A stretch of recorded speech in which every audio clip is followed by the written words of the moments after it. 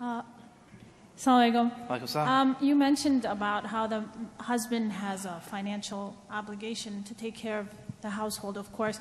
What about when the female or the wife actually works and brings in some money as well? Can you explain about what happens with the money she brings in, and in Islam, is she also responsible to take care of the household? And Thank you. Yeah, thank you for the very short question. I appreciate that. It's very specific. The one lecture that I give, many lectures that I give to people who are about other faiths about women's rights, this point I make, and the non-Muslims women are just jumping up in joy and cheering because of what I'm about to say. It's very clear in Islam that the man is the maintainer of the household. And then two other things happen. The woman, the wife, if after consultation, discussion, mutual discussion, then it has a job, every penny, are sisters listening?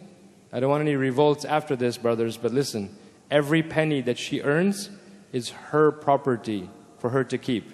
Got that? Can I get a takbir? No, I'm just joking. And number two, that if she, and this is after mutual consultation, so don't go out and get a job and say, Brother Altaf said get a job. No, if you have a job and you've discussed it. Number two, if she does choose to spend on the family, are you guys ready for this? Every penny of that is considered her charity upon the family. Can you imagine that? Can you imagine a religion more merciful than that? Right? This is subhanAllah, that's all I want to say, but that's exactly the situation, is that we don't have the understanding from the brothers. And we have to get to that stage. But you have the job, after consultation, you earn the money, and then permissible in a halal way, and then everything you spend, you're just raking in sadaqah, hasanat, and good deeds and good deeds and good deeds. So please spend on them, especially like my wife should get in, inshallah. I'll talk to her later.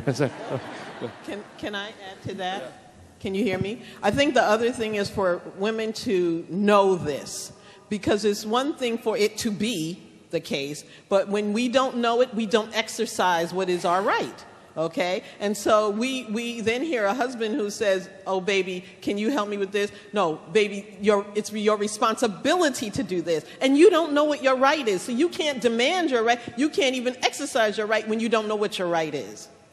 I want to add one thing to this conversation also, and which is that in case of these kinds of situations, we are living, especially the Indo-Pacs in the audience here, we're living in a culture, for a couple of generations, the women almost have no rights at home.